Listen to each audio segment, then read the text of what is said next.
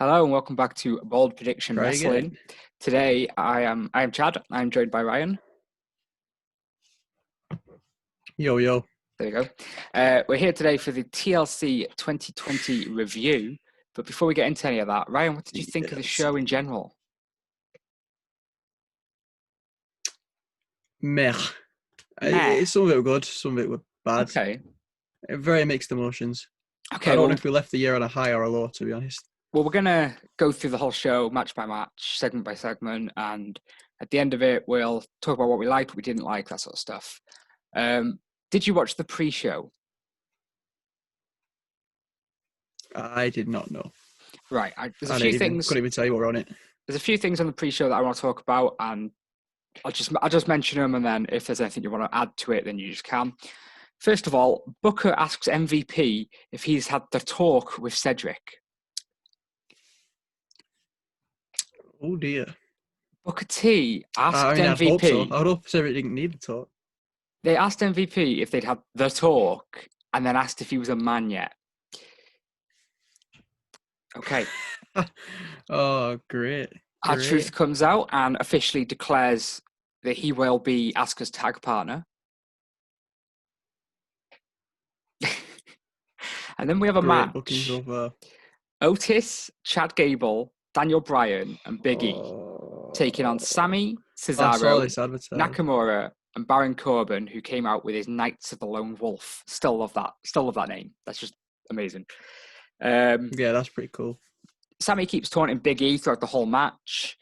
The heels nearly win after Chad demands the tag from Otis.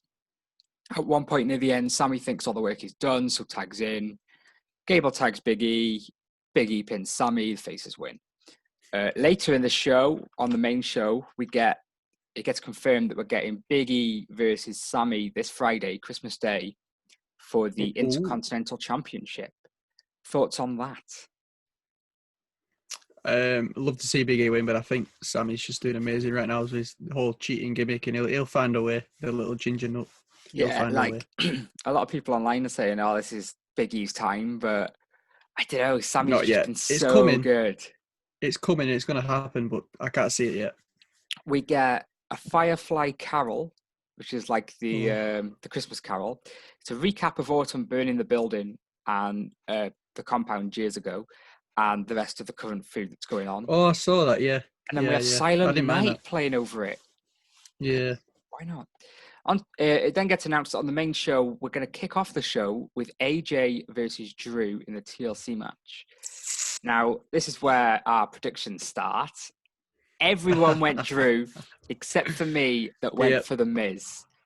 AJ works the left leg from the start, like the very start. He gets his calf crusher in. He puts calf crusher in a ladder, then on a chair. I think it's really well how AJ was working that, because it's like, well, if you haven't got... Yeah, normally I wouldn't care for stuff where they do like a focused part of the body, but they did it really well in this match. And it's like, if you've only got one leg, you can't hit the Claymore, you can't climb a ladder. Like, yeah, exactly.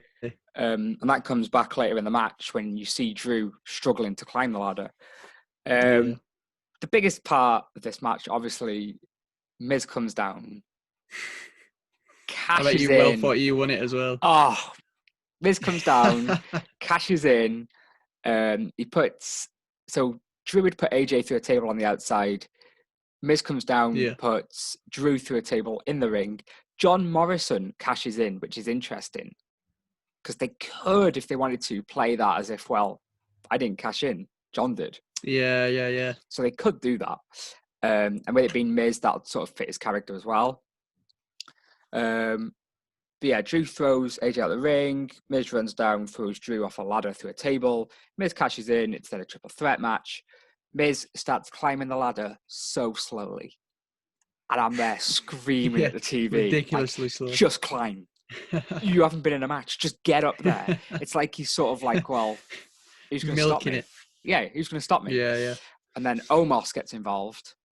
I forgot you were there up until that point, by the way. I've completely forgot he was even at ringside. Omos. I know, yeah, he didn't do anything. Nothing the whole match.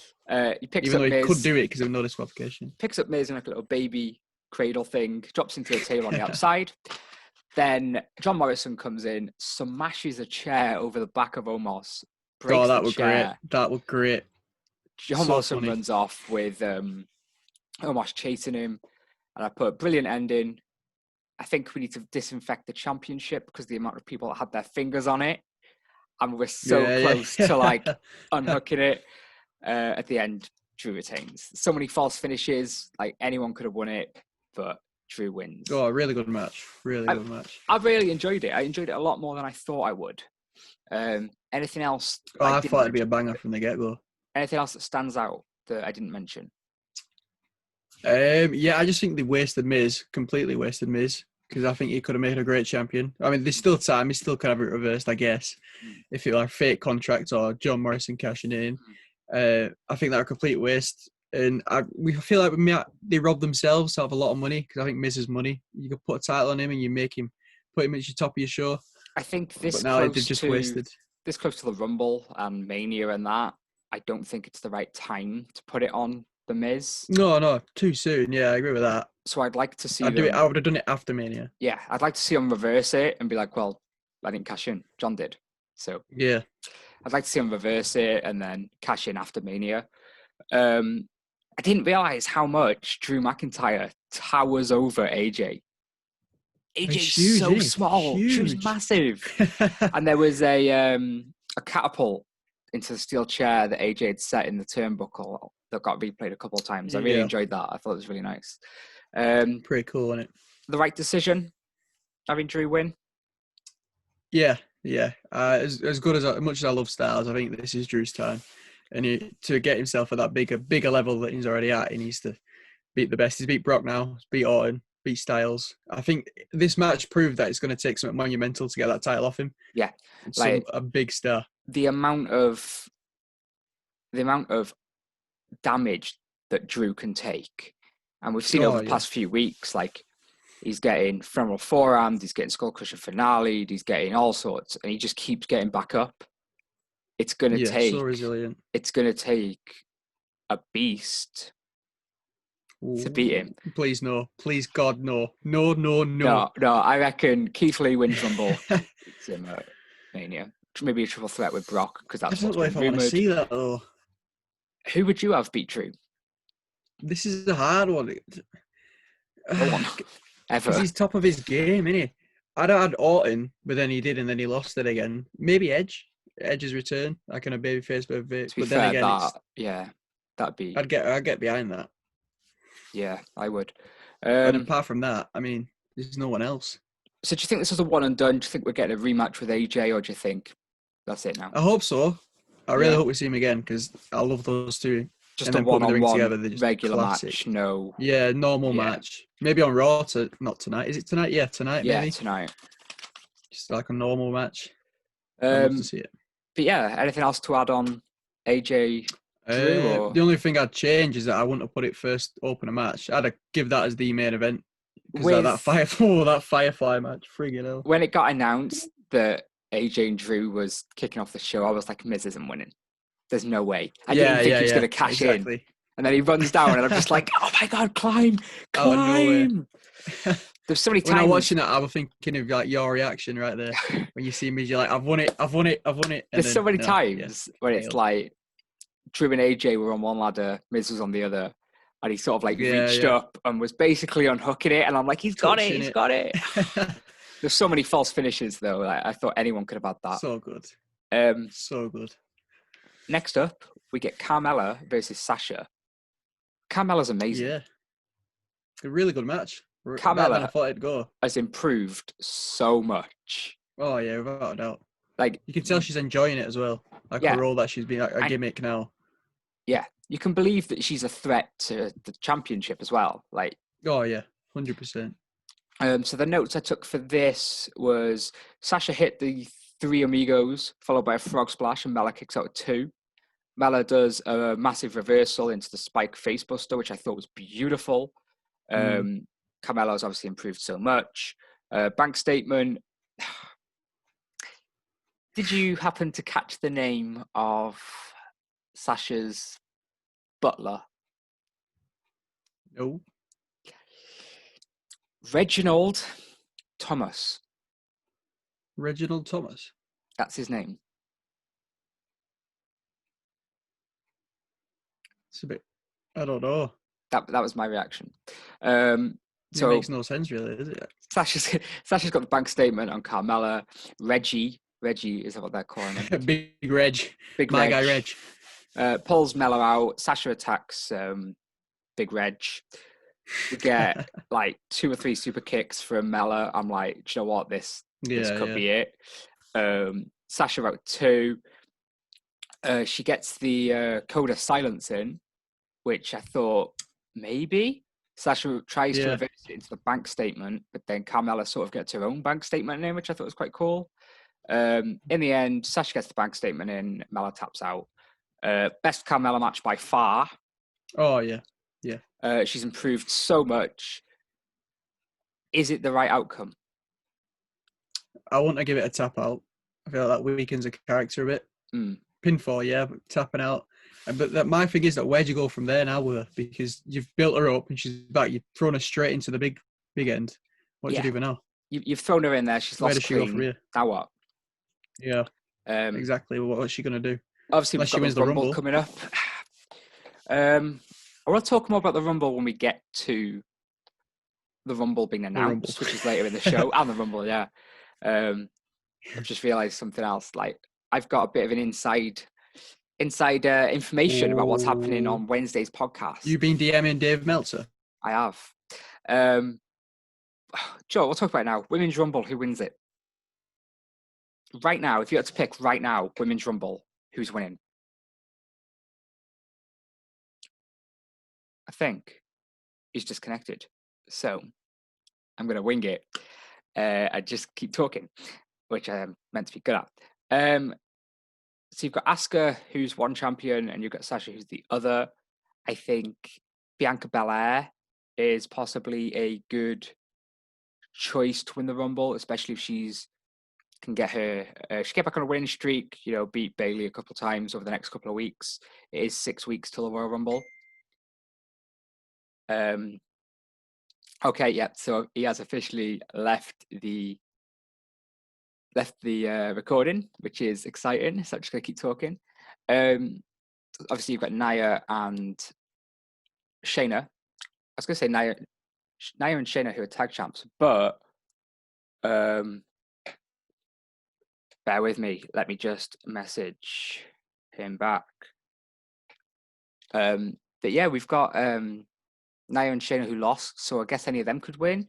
Maybe have Shayna win the Rumble. That'd be interesting, especially given what happened last time.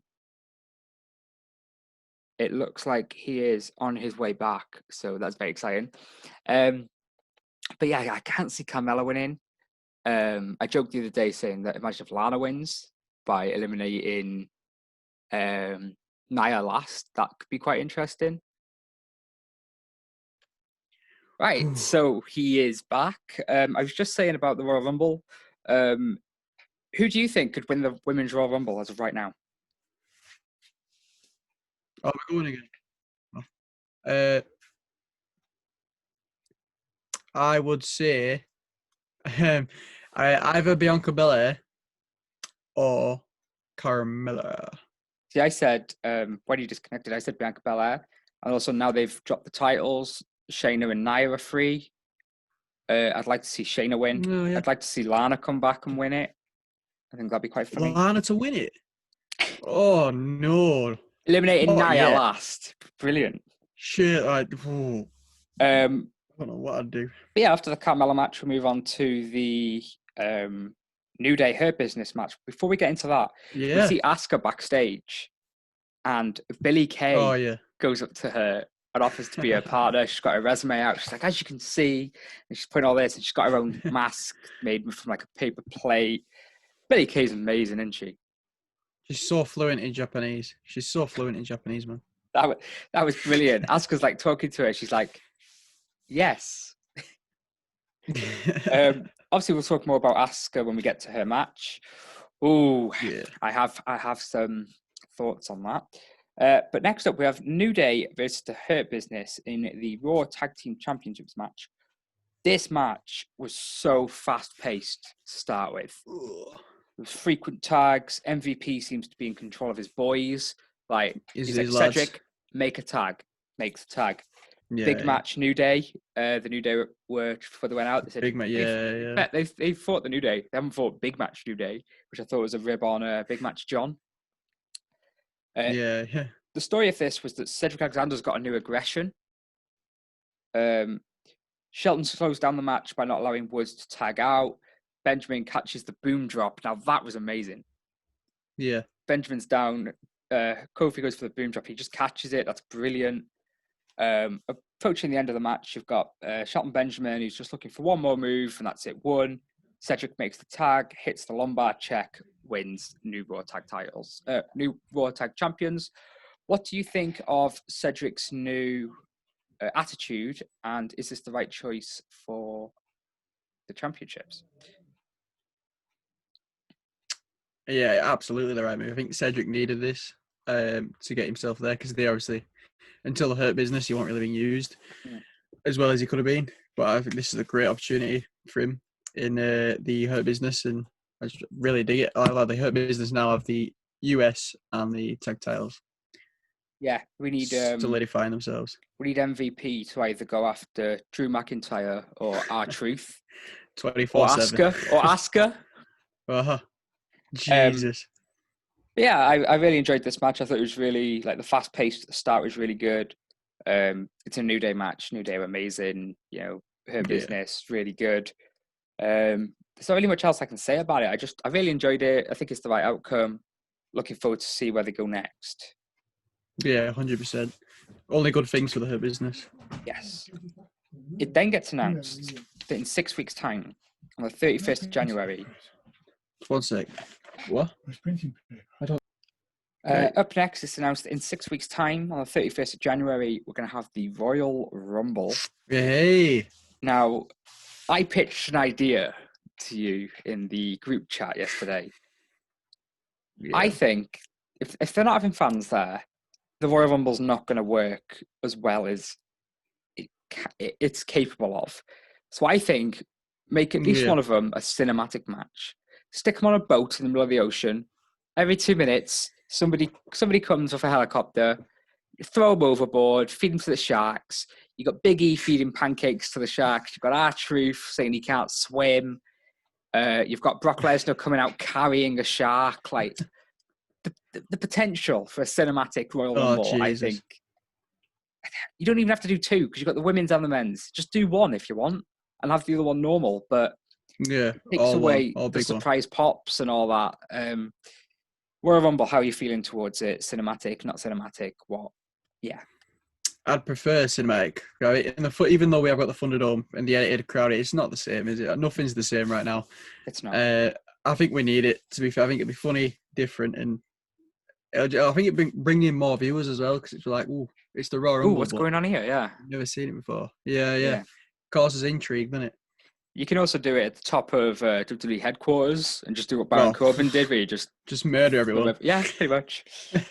Up next, we've got Nia and Shayna versus Asuka, and her mystery partner. Her mystery partner is woo. Ric Flair's watching on. Did you know it's her dad? Really?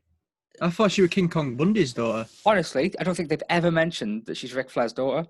Jeez, it makes sense though, doesn't it? Really, think about it now. Flair and Flair. Yeah, I suppose. Both go never woo. Pitched it before. Charlotte pins Shayna, woo, Asuka 2 belts. And the most exciting thing, I'm being very sarcastic here, make sure you pick up on that. The most exciting thing is that Charlotte can now appear on all 3 brands. No way. More Charlotte Flair. I have had a word with Ryan, who is hosting the show on Wednesday, which will be up on Thursday. I've asked for some time to talk about Charlotte Flair and to talk about the women's tag titles, because I have a rant. Like, I am not happy. So not a happy one. I don't really want to go too much into it here because I want to go into it on there. Save yourself. Save your energy. Charlotte returns, Grand Slam champion, can go 20 brands, pin Shayna. What do you reckon? I love Charlotte Flair. I'm fully behind it. Fully behind it. She's amazing, man. like, I put a tweet out last night, right? Don't get me wrong. She is one of the best wrestlers, not even women, one of the best wrestlers in the world. She's amazing. She is an Oh, athlete. 100%. But there are other ways to go around doing this.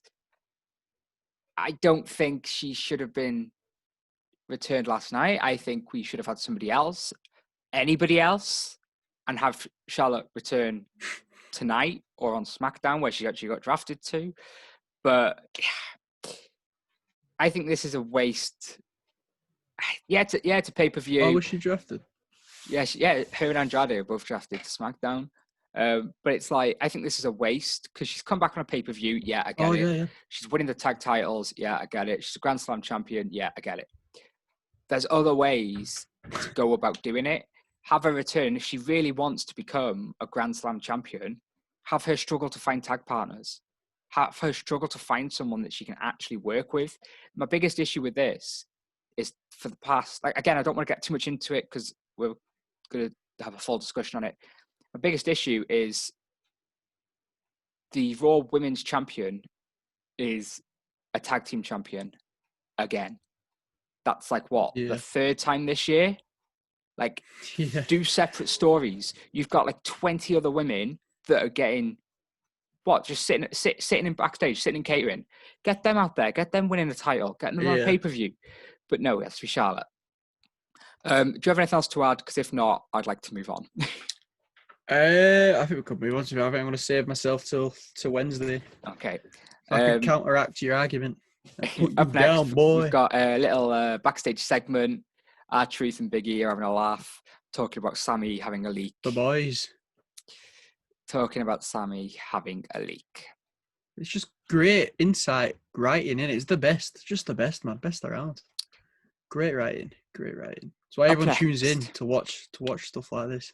Up next, we have Roman Reigns versus Kevin Owens. Now, yes, I've got to be honest, going into this match, I was sort of like, I want to go to bed. Because, nothing to do with these, but because of what I've just seen with Charlotte. And I'm just like, so fed up that I'm just like, I'm done. Yeah. So I said that basically this is a 2-on-1 match. It's basically Owens against Roman Reigns and Jey Uso. Kevin Owens attacks Roman before the bell. Starts to say, get on the offense. Like I said, it's 2-on-1 basically. Owens has his hand on the title many, many, many times. So close to unhooking it. You all right? Yeah, you closed that. Yeah. Owens has the belt. Owens has his hands on the belt many times. Jey costs him because every time that Owens gets near, a lot of Jey Uso in this match. Oh yeah, a lot. A hell of a lot of Jey Uso. A bit too much for me. Pop a powerbomb to Jey Uso through the announce table, which I thought was nice. Owens is top of the ladder. Roman Reigns rakes the eye. I have a question here, which we need to get back to in a minute. Samoan drop through the table. Roman does that to Owens. Roman goes for the slow, very slow, Miz-esque ascend. Annoys me when they go slow because you just know they're not going to do it. And Owens grabs his leg. This was after being put through the table. He grabs his leg and Roman just starts laughing. It's like, just stay down, you idiot. Yeah. What are you doing? There's then a spear through the table. Owens won't stay down, saying, you're going to have to kill me. Roman goes to the spear. Owens moves out of the way. Roman goes straight through the barricade into the timekeeper's area, which I thought was quite nice. Yeah, good spot. Owens climbs to the top of the ladder. Roman grabs the leg. 2 super kicks from Owens, I think. Roman goes to the Superman punch. Owens... So Roman hits the Superman punch, goes for a spear, I think. Owens reverses it off a powerbomb through a table, has the championship in his hands once again. In comes Jey Uso. Yeah. Owens again. Roman goes for the low blow through a ladder, which I thought was quite nice. Then holds him into the guillotine. Owens falls off the ladder. Roman wins. I think Yeah. this has... I can't think of the word. I think this has made Owens a mega, mega babyface because you just can't keep him down. Oh, He yeah. will not stay down. Yeah. My question I had was, does Roman Reigns need Paul Heyman? I don't think... Yes. Okay, go on. Only for the fact it could go either way, couldn't it? I think he needs him because I think if he was on his own and he wasn't, say he was babyface, he was still pushing at what he was doing before COVID, he wouldn't be accepted. I think he needs Paul Heyman to get more of a fan. But I think it's worked. Yeah. I think that's the reason. To be that megastar, I think he needed Paul Heyman. I think that Paul Heyman fits his role well because he's the one doing the interviews. He's the one on talking smack. He's the messenger. Whereas Roman Reigns is like the Don, isn't he? I ain't going on talking smack. Very like mafia-esque, the whole layout. Like, you have Reigns as like your Don, Paul Heyman's the conciliaire, and then Uso is like one of the goons. Yeah, and it's all about family as well. That's effectively what it is. Yeah, because like, when Roman's in the ring doing his promos or whatever, or when Roman's doing matches, Paul Heyman doesn't need to be there. Paul Heyman is Roman's bitch. Essentially, yeah. He's his messenger. He's like, go do that interview with Charlie Caruso. I ain't doing it. Go on talking smack. I ain't doing it. Go see me cousin. I ain't doing it. You'll just sit in the back and do whatever. Like, but then when it comes to Roman needing to do something, he's smashing out the park at the moment. He's amazing. Yeah. Again, right decision. Oh yeah. Yeah, 100%. It'd be stupid if Owens won. It wouldn't make any sense. Is this Owens done, or we get a rematch? I think not. I don't know, because I've heard reports that it's going to be Bryan versus Reigns at the Rumble. Maybe. Oh, okay. That'd be if good. not, I'd say a rematch at the Rumble. I kind of want to see Bryan instead now, and it got me thinking, like the final boss before Goldberg sort of thing. It got me thinking back to the pre-show. We got the Otis and Chad Gable partnership, and everyone's loving it. But imagine a Chad Gable and Daniel Bryan partnership. Yeah. Again, right? That'd be pretty cool. On the podcast, like 3 days ago, we were talking about underutilized talent, weren't we? Yeah. Right. On the pre-show, Daniel Bryan, Cesaro, Nakamura, Sami Zayn, Biggie, Chad Gable, Baron Corbin, Otis. On the pre-show, in an 8-man tag. Underutilized talent. But no, it's okay. It's okay. Because we've got Charlotte Flair returning. Oh. Anything else you want to add to Roman Owens? I thought they were a little bit too much Jey Uso. I love Jey Uso, obviously, but I just think he's gone too many times. I think when Owens took him out, he should have stayed out because it made sense, because Owens would just absolutely give him hell. And then they took him away. I think a few medics came down and they got him out of there. And then he comes back and then he goes, it's just a bit, come on, lad, still it a bit. Get Jey Uso out of there. But it makes sense because Reigns needs Jey in the storyline. And it does make sense, but the spotlight should have just been on Owens, never giving up, and then finally getting slayed at the end. Yeah, I agree. Too much Uso. But with you saying that Owens never giving up and stuff, it makes it even worse when he's like, if it was just me and you, I'd have had you. But because your cousin kept getting involved, that's what they could do. Maybe say that. Maybe say, be able to rematch for that, couldn't they? 1-on-1, I've got you. Steel cage, Royal Rumble, I've got you. Yeah, you can still get Jey Uso to interfere or whatever, but at least Owens has a reason then for a rematch. Yeah. Straight after this match is when the Sammy Biggie thing's announced. And then we get to the main event. Firefly Inferno match. The only way to win is to light any part of your opponent on fire. Give me 2 seconds. The first thing I noticed, before anybody even came out with these black poles hanging around the ring, I'm like, what's all that about? Did you know, this is a fun fact that I learned last night, the Fiend was born from the ashes of the compound. Oh, really? And he has loads of trauma caused by Orton burning him down. Well, now that you said that, the ending sort of makes sense now. That The was murder at the end that we all witnessed, the live murder, by the way. Oh, we'll Straight get to up that. fucking murder. The Black Pause Makes equals sense. fire. Fiend goes for Randy's eyes. This is not an eye versus eye match, is what I wrote down. Fiend has a leather belt and starts whipping him with it. Fiend sets the belt That was on pretty fire. cool when it was on fire and he started Sets it on fire, starts whipping him with it. I love that. Yeah. Fiend has the pickaxe. I liked it when he got a Bray Wyatt's rocking chair. Mental. Got the rocking chair and got Set that on the fire, didn't he? gasoline, stuck Randy Orton on the chair. Orton moves last second before it gets set on fire. Randy attacks with the stairs and with some chains. Bray Wyatt Fiend goes for the Mandible Claw. It gets reversed, and Bray Wyatt gets set on fire. And I'm like, okay, is that the match over? Back in the ring, Randy Orton hits an RKO on a Fiend that's on fire. Yeah. Like, what an image that is. Where Fiend's dead on the floor. Like, he's dead. This is before Literally before we get to the next part. He's dead on the floor. And Randy Orton goes up to him and he's like kicking him. And it's like he's got a stick and he's like, just poke it. Like, you still alive? Is it dead? Then he rolls over, pours loads of petrol on the Fiend, showers him with fucking petrol, throws it on him. We witness live murder for the third time this year. Yep. It's ridiculous. In case you're wondering, the other two was when Baron Corbin killed Aleister Black and Rey Mysterio by throwing him off the top of headquarters.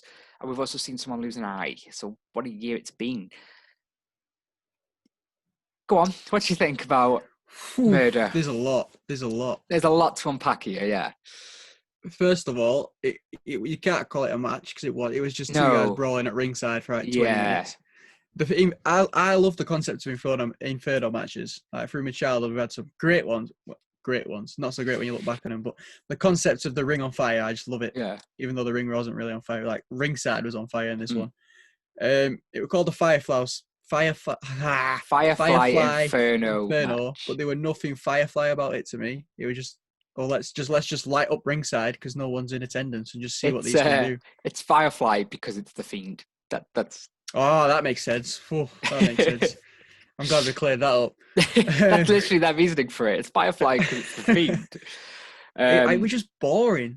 The only points that I took from it was the belt on fire, which were amazing. And I liked when the Fiend got set on fire because it looked like it was an accident, so he doesn't lose clean, if you get me. Because you can't have the Fiend lose clean. Goldberg, you little prick. It makes sense. It's like an accident because Orton sold it as an accident as well. Because look, he's like, what? Oh shit. Yeah. Let's get him. He's on fire. And the murder, I weirdly liked it, to be fair. But it was brutal. They did it so well because you saw the mask was melting. Yeah. So he must have got burnt from that because Jesus Christ. It was all over him. I heard that it got taped before the show and it wasn't probably planned. Dummy then, wasn't it? Yeah. It wasn't planned to be the main event until last minute. Oh, it should have been last minute being just before the show. What do you think should have been the main event? Drew versus Styles. Where do you put Roman then on the show? Right, so what I do, because it's two TLC matches, so they got to split it a bit, haven't they? Yeah. I'd start the show with the women's tag, give the crowd something with a surprise. Oh, ring gauge now. Put me in a bad mood from the start. Okay. I'm trying to think what else we had on the card. Then I'd go with the Sasha Carmella. Okay. Then the New Day. Split up the tag team, tag matches. Then I'd go Reigns Owens. Then the Inferno match. Firefly Inferno. Yeah. And then AJ. Yeah. It's a very impactful second half of the show with two TLC matches and an Inferno match. The Inferno match, I'm speechless. I kind of enjoyed it, especially the stuff I mentioned, like when he pulled the belt off and started using that. Really cool. Every big move had sort of like flames around the arena, which I thought was quite cool. There was one camera angle which I think was awful, and it was sort of like in the fire. And it kept going back to it, and I'm like, I can't see anything. What's the point in this? The rocking chair spot I loved. Yeah, pretty cool as well. And Randy Orton moving at the last second. As well. He pulls out a pickaxe. I'm like, That was straight up murder, nearly. literally, yeah. This is basically who can kill their opponent first. Yeah. Who has more lives? Yeah. Like you said, the accident that they made it look like when he reversed the mandible claw, that RKO on fire was. Oh. No, that was great. That then, image is gonna superb. I believe superb. So he hit the RKO while he's on fire, and then that's when I reckon they swapped it for the dummy. Yeah. And that's when the Fiend died. Full on. Where does Randy and the Fiend go from here? See, I'd play the long game. I'd give him the rematch at Mania. I'd really long term this stuff. I'd have the Rumble, Orton's in the Rumble, whichever cinematic, normal, whatever. About to win. Everyone thinks the Fiend. Bray Wyatt just shows up as Bray Wyatt now. Forget the Fiend. Then Okay, the Rumble, Firefly Funhouse Bray Wyatt. Yeah. Okay. It's down to Orton and say, who can we have in there? Biggie. Keith Lee. Because you want Keith Lee to win, don't you? So it's like Orton's going to win. Then lights out. The Fiend's alive. Orton's gone. And you just play from it from there. Keep them away from each other till WrestleMania. Maybe even a Hell in a Cell at Mania. Just something big has to happen. Maybe a Firefly for one else. I don't like the thought of Keith Lee winning by Randy Orton disappearing. Yeah. I think you could do that like near the end, maybe final 6, final 5. Well, yeah. I don't think final 2. Yeah. Yeah, fair enough. But yeah, if you were going to do it your way, or even, let's say, final 5, right? Final 4. Lights go off, lights go back up, Randy Orton's gone. That's it. Yeah, just gone. No explanation. On Raw the next night, Keith Lee's won the Rumble. On Raw, Randy Orton comes out, or maybe in a couple of weeks, Randy Orton comes out. It's like, yeah, I wasn't actually eliminated, pal. Then you get a Keith Lee Randy Orton match. Keith Lee beats Randy Orton again. Yeah. Keith Lee beats Randy Orton again, like to solidify Keith Lee is the best. Keith Lee wins clean. After the match, the Fiend comes out, sort of like points at the sign because that's what they have to do, don't they? Yeah, famous pointing. That thing up there, that thing. And then Randy Orton's like, you're on. And then there we go. Rematch season, baby. I enjoyed TLC minus Charlotte Flair. But like I said, we'll get to that on Wednesday. Yeah. What do you think? I'd say the most part I enjoyed it, but there was a few things that really peed me off, like the wasted potential of The Miz. Absolutely wasted. Full on wasted. I don't want to say it's wasted because I want to see where they go with it. If they give him the briefcase back, give it back. I didn't cash in. John did. Like, yeah. You know, I have to cash in. I think there's stuff they could play with that, and I hope they do, because I think Miz as Mr. Money in the Bank and future champion. Guys, it's money. It says money all over it. 2016/17, Miz Intercontinental Champion. That Talking Smack promo, that era, the Miz was the best thing in the company.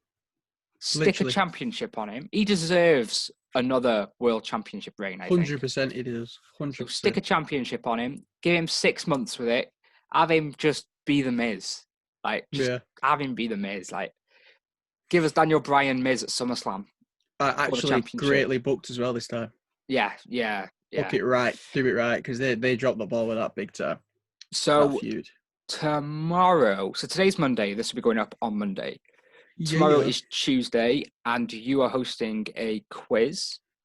Got a big surprise for everybody as well. Want to tell us more about the quiz and that, just in case anyone didn't hear the last podcast? Do you want to just give a brief? Yeah, so Christmas pub quiz tomorrow. I think is it going live tomorrow? Going live Wednesday. Going live Wednesday. It's basically a full quiz. It's got 5 categories. Right, so there's going to be 5 categories with 5 questions in each category. Okay. It's going to be in the decade between 2010 to 2020. I'll give you a bit of a clue. The first category is pay-per-view events. So covering what happened at WrestleManias, SummerSlams, big matches in pay-per-view history. And I did think of a prize. We could maybe throw in a prize for the winner. So I'm going to sort that out, but there will be a prize. And the 2 losers, because it's Christmas, there's not going to be a punishment. I'm just going to say I'm very disappointed in you both. But the winner will get a surprise. I can guarantee it. It's all to win for. So, last night was TLC. The overall predictions, Oh, mate. Stinker Completely forgot season to for you, mention it. pal. Ryan, and Louis are all joint champs. Winners. They all won. I got Yeah, absolutely baby. destroyed, which means I have to do the punishment. And the punishment Painful is punishment. to live stream my reactions to me watching the greatest Royal Rumble, DX versus Brothers of Destruction in Saudi, Taker v Goldberg in Saudi, and the most painful, the worst one of My all. pick. Go on. Randy Orton, Jinder Mahal, Punjabi Prison, baby. Just the Punjabi thought of it Prison. sounds painful and long. But yeah, I'm gonna love it. Twitter at Prediction Bold. That is where you will get updates of when I am doing it. Oh, when are you thinking of doing it? Obviously, it's Christmas and stuff like that. He's thinking of excuses now, boys. Thinking of I'm excuses actually now. thinking of doing it Boxing Day. All right. But if not Boxing Day, Sunday. Horrible way to spend your Christmas holidays. I know. So I'm thinking of doing it this week. Where was I going with that? So this is going up on Monday. Wednesday, you've got the quiz going up. Thursday, Christmas Eve, will be when our weekly podcast goes up. Yep. And then Saturday, Sunday, you've got me watching Punjabi Prison. So please come and chat with me and take my mind off the pain. I'll definitely watch for a bit because I want to see you suffer. I'll fully watch for a bit. Because we all nominated one match each. I nominated the Greatest Royal Rumble, and I'm regretting it. You screwed yourself. Chad screwed Chad. Chad screwed Chad. Get it trending. Hashtag Chad screwed Chad. But yeah, on Wednesday we're going to be having a quick TLC discussion review. Not as long as this one. Obviously, there's Ryan and Louis that want to give their thoughts on it. So it's not going to be as long as this, but it will be a little bit. We're going to have a massive rant about Charlotte and the women's division, mostly from me. We're going to talk what's happened on Raw, what's coming up on NXT and AEW, because it's recorded on Wednesday. So by the time that this goes out on Thursday, everything we said will be out of date, but there we go. But yeah, that's it. Is there anything else you want to add? Not really, to be fair. I think we're starting pretty well with this whole podcast business. Twitter at Prediction Bold, Facebook Bold Prediction. We are on YouTube as Bold Prediction. We are on iTunes and Spotify and SoundCloud as Bold Prediction Wrestling, I believe. So go and check us all out there. If you're watching on YouTube, give us a like. Give us a comment. Let us know what you like, what you don't like, that sort of stuff. Just lets us know that you're enjoying it and that sort of stuff. We're enjoying recording it, which is also amazing. Yeah. If I lose the quiz tomorrow, I'm going to be gutted, because that means I've lost the quiz and the predictions, and I just want to get into 2021. But that is it for this podcast. Thank you for joining us for our TLC 2020 review. I've been Chad, he has been Ryan, and I will see you in a couple of days.